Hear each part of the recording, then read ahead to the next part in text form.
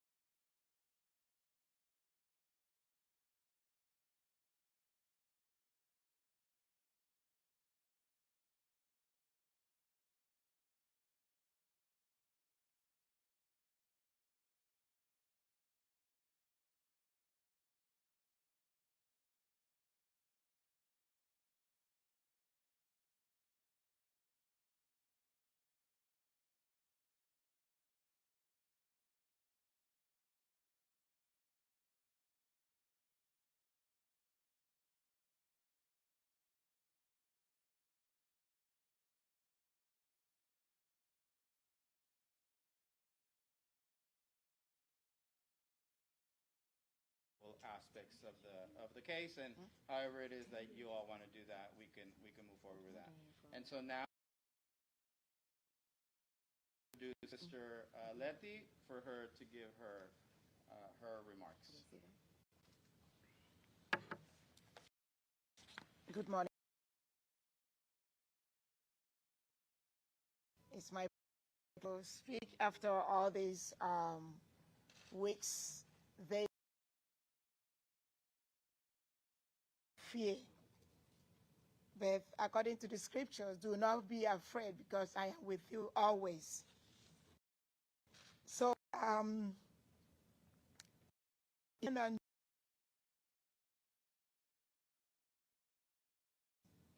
as I every Sunday, every day, when I was stopped by the ICE just here at the school, honestly, in that moment, I did not understand what was going on or what was happening to me because I was busy reflecting on the remarks that very day. I was very much afraid with cold sweat.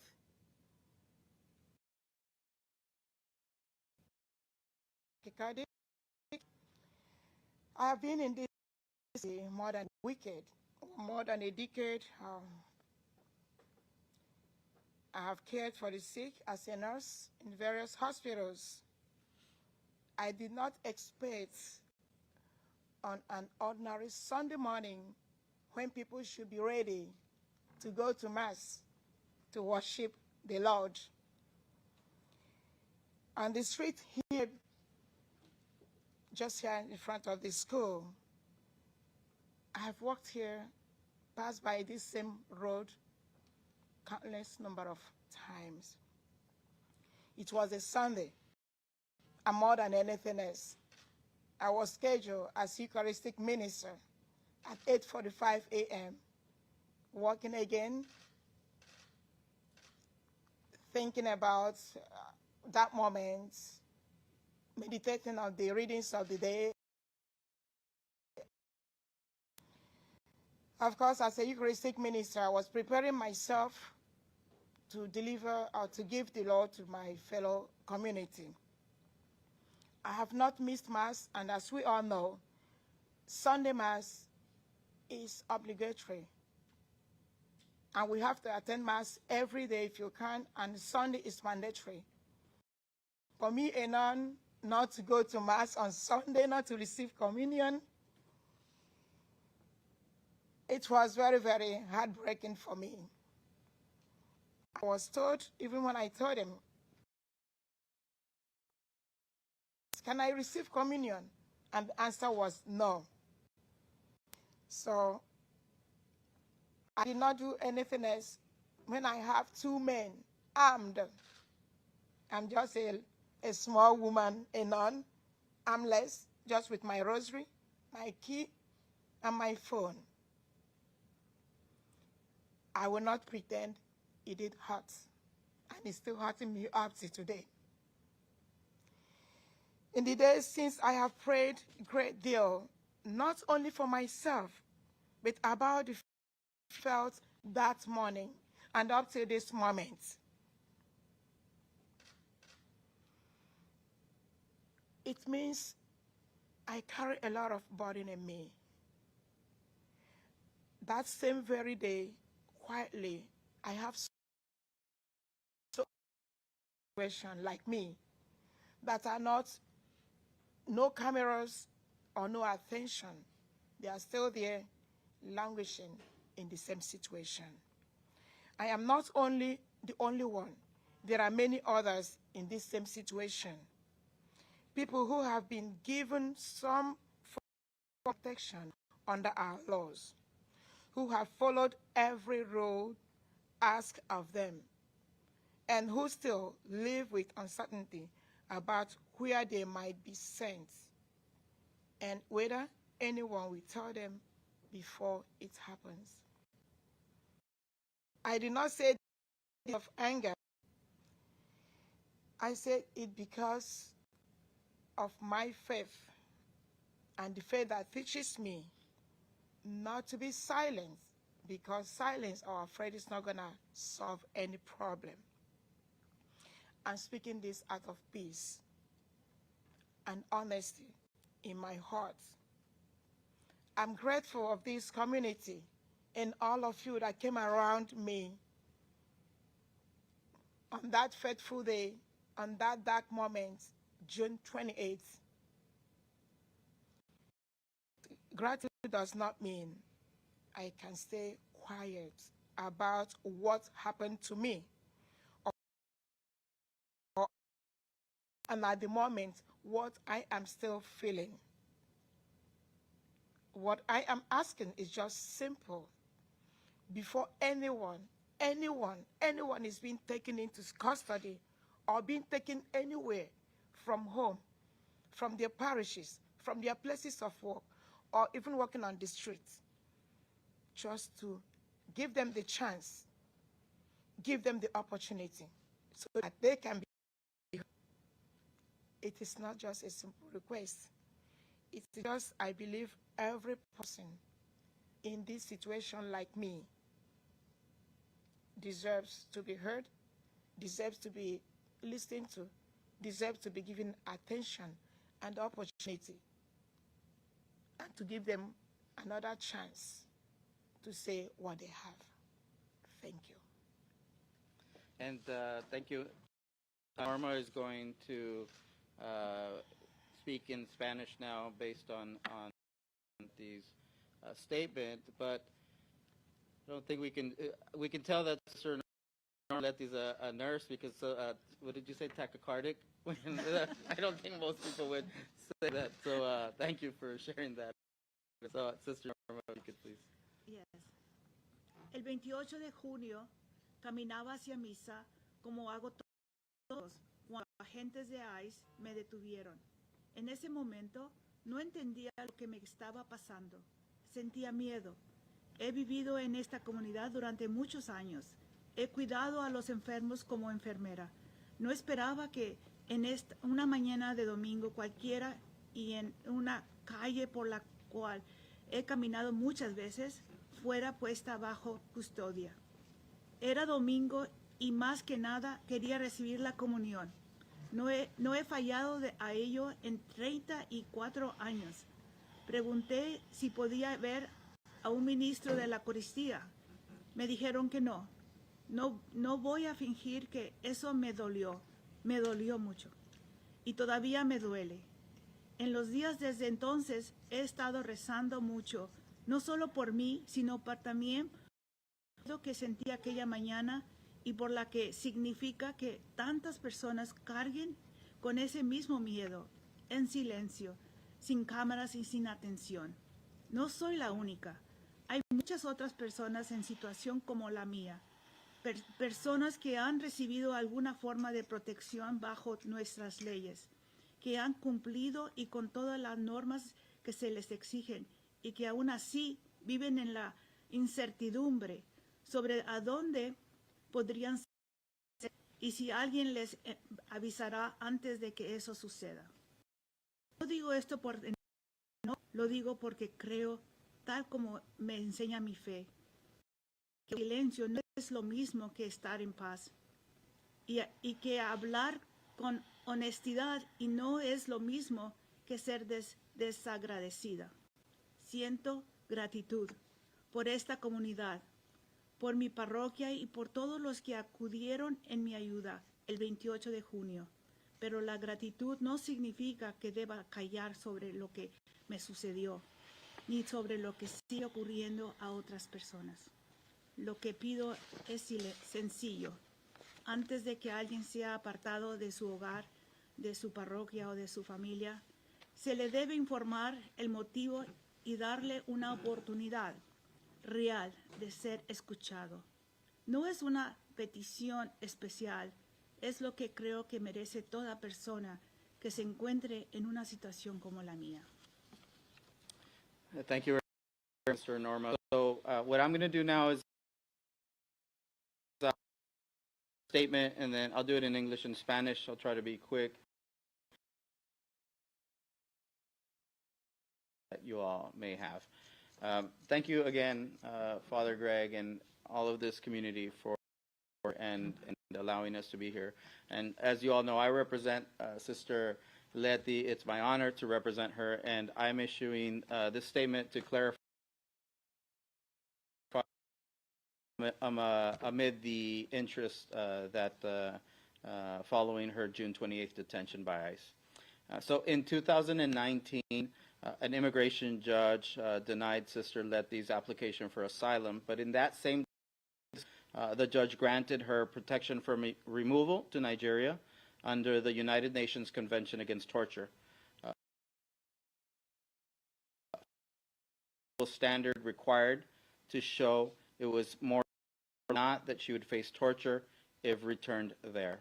The protection legally bars the United States government from deporting her to Nigeria.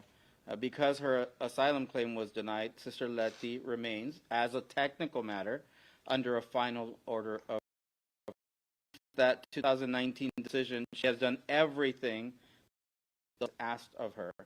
She holds a valid employment authorization document, which is permit, complied fully with every of the protection she was granted, and she has never any type of required with immigration. ICE, detaining her, was now attempting to remove Sister Letty, not to Nigeria, but to a third country, and that's been happening across the country. This is a separate legal pathway from the one her protection forecloses, and it is currently the subject of active litigation in courts nationwide.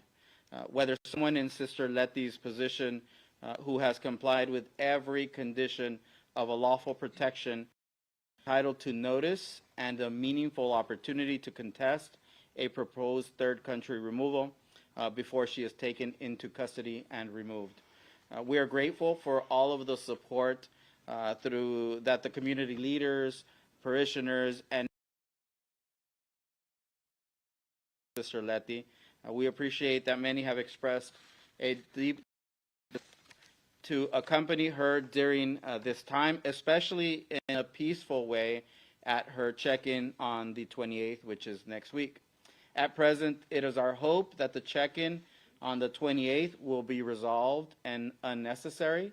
But finally, we are asking that she not be detained and that no ankle monitor be placed on a person who has broken and ministry.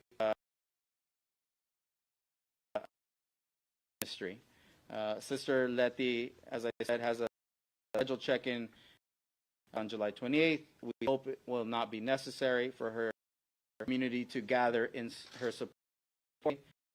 However, with that, I will read the statement in Spanish.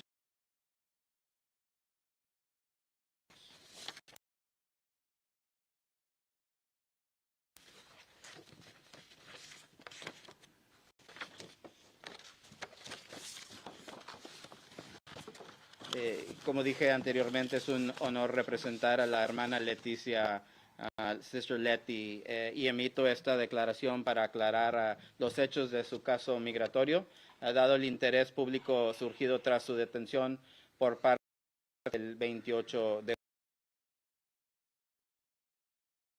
la solicitud de asilo de la hermana Letty. Sin embargo, en esa misma decisión, el juez le concedió protección contra la expulsión a Nigeria en virtud de la Convención de las Naciones Unidas contra la tortura, al determinar que ella había cumplido con el riguroso criterio legal necesario para demostrar que era más probable que no que sufriera tortura.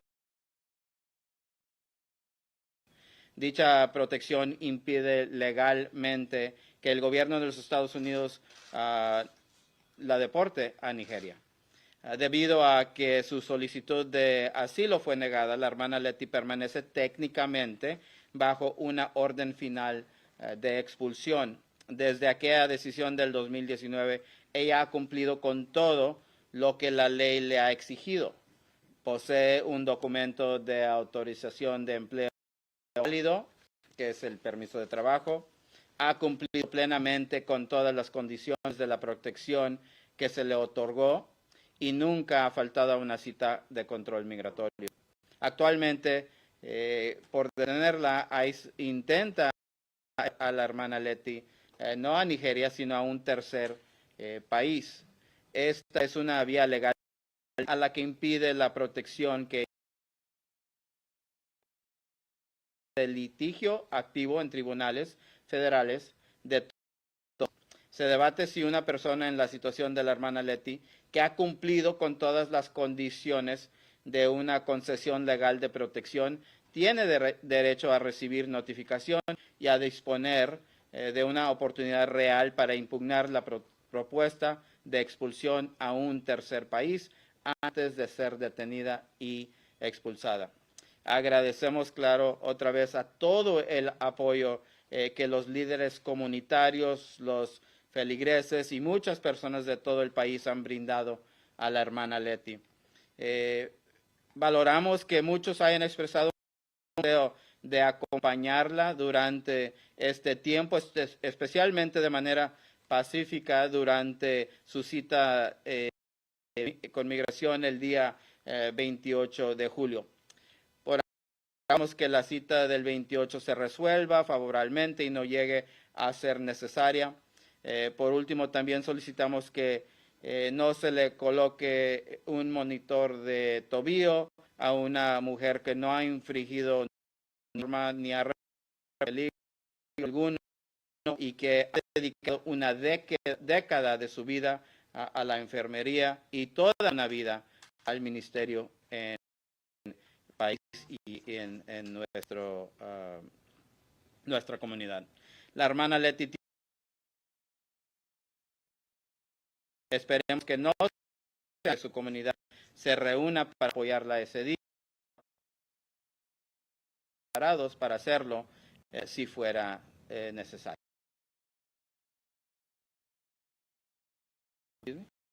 And Sister Norma is now going to give some comments as well about Sister Letty's pastoral.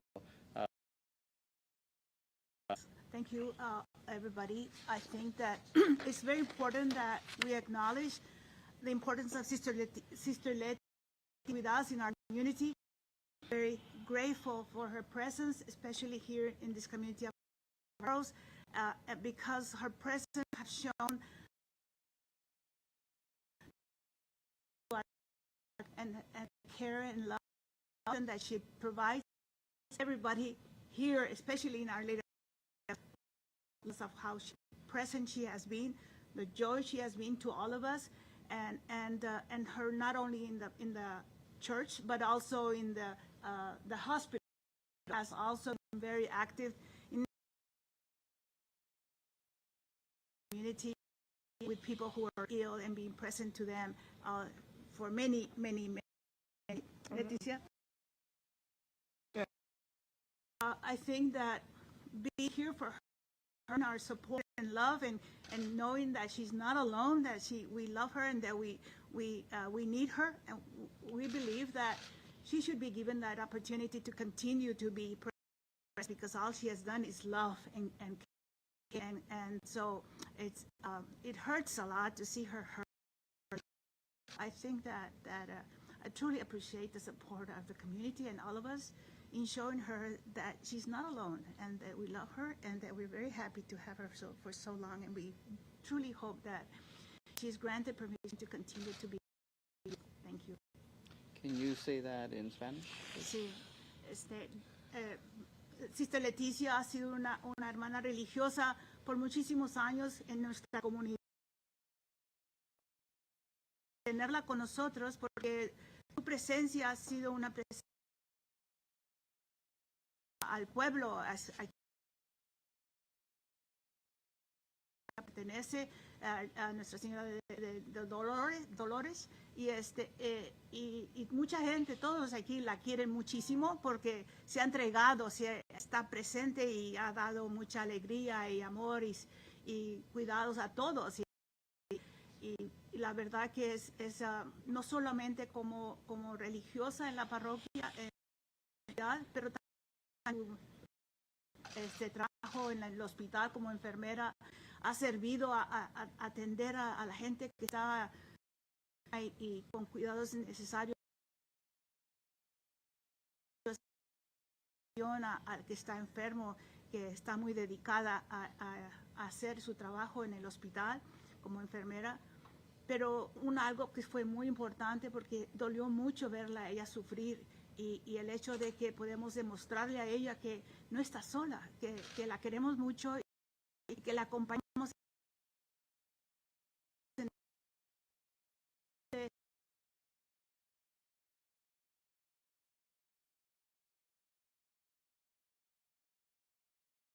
comunidad.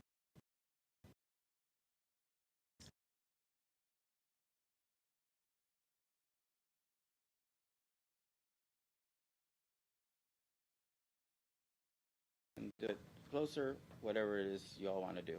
So if you have questions, feel free to ask. I think a lot of us would probably want one-on-ones, but I do have a question, if you don't mind answering for us all. Sure. What was Sister Letty told when she was being arrested about what was happening to her? I'm sure she must have had questions. I don't think there was a lot of explanation as to what was going on, and so she was very confused during that time, as many people are when they're not, as she mentioned, given notice of what is happening. People here who have been granted this type of relief generally for many years been under the impression that they are okay so long as they comply. It has been like that for many years, and so it is very confusing, not only for her, but for many other people that I've talked to, as to what is going on. And frankly, it's hard to comprehend because of the what's happening. When informed of any reasoning. The sister mentioned that she was reflecting on the reading as she was walking to church. I'm sure it must be a long time to maybe recall it, but if she does, does she remember what she was? What was the reading that you were thinking of? I'm just the Sunday reading. I was just there. Like the readings from Sunday Mass Oh, okay, I could probably look it up. on the day, yes. So I was wondering what you could tell us about Sister Letty's health needs. I know that there was some concerns about getting the care she needed while in detention. Can you tell us a little more about that? Yeah, I don't have a lot of information about that. I can ask her and then get back to you on that. Yeah. How would having an ankle monitor affect her mobility, especially not just as a member of the parish, but also as Ankle monitors are extremely restrictive and burdensome on members of our community who there's absolutely no reason for them to be monitored. When people are not a danger to the community, they're not a flight risk, there's absolutely no necessity. In her particular case is I think the circumstances here are sort of, are, to me even, just, I mean, I wish I had a better word, but ridiculous, that we're having to talk about this type of situation as somebody who ministers to people and goes and works in a hospital and is around the community so often. So it's extremely restrictive and burdensome. Can you tell us anything about what the process that you all went through to have her released that day? So I don't have a lot of information about I came in, although I was in touch with members of the community, I came in a little later.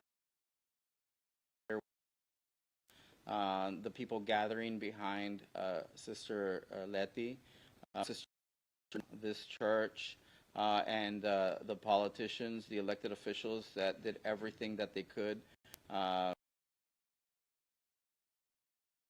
Knew that day, that all played a huge role in allowing her to be released. Are there, Sorry, what are the possible outcomes when she will next? Yeah, so there's a lot of things that can happen. Well, one, what we're asking for is that we don't have to report. She's here in our community, and she's been a member of our community for a long time. If she does report, which we will comply with whatever requirement immigration has of her, is one, as mentioned, they could place an ankle monitor, which is very common, which has been occurring in the country. There is a possibility of, always there is a possibility of detention, which is very common, as we've seen. But although possibility, I don't think it's a probability, and I hope it wouldn't be. And those are the main outcomes. It could also be that she just goes and signs a document and says, yes, I'm here and I'm complying, and that's really up to. I was just wondering, what are some of the restrictions that she now, and are they different from the ones she had? We're waiting to see, right? That would happen if she is restricted in any way by any kind of device that the government issues. But as of now, she maintains her status. Is the way it's been for years, where she is gainfully employed and able to serve our community the way she has been serving it. Has the Pope taken any special interest in this situation? I don't have any information about that. Yeah. One question, sorry, and maybe more, but Pope, specifically around immigration, do you feel that this case may be a result of those tensions, just something separate? I don't believe it's a result of anything specific other than it was a process that they're implementing and moving forward with everybody in this country. I think that the Pope's position into what's happening in the United States is very clearly, he's defending humanity and people and the proper way of proceeding to care for them. And so there's no different from Sister Letty to anybody else in this country. Sister Norma, are there others within the diocese that might be in the similar situation as Sister Letty? I believe that similar to her case, no, but people who are being detained, going to church or going to taking their kids to Catholic school, they have detention by several people that have says, I find myself in the same situation and would like to see how you can help us, And so I see that's happening a lot, that really are carrying on their regular routine of living their lives, and they get stopped and picked up, and maybe the mom is picked up and put in detention. And so it's unfortunate that this is happening to many of our good families that are actually just carrying on a regular life in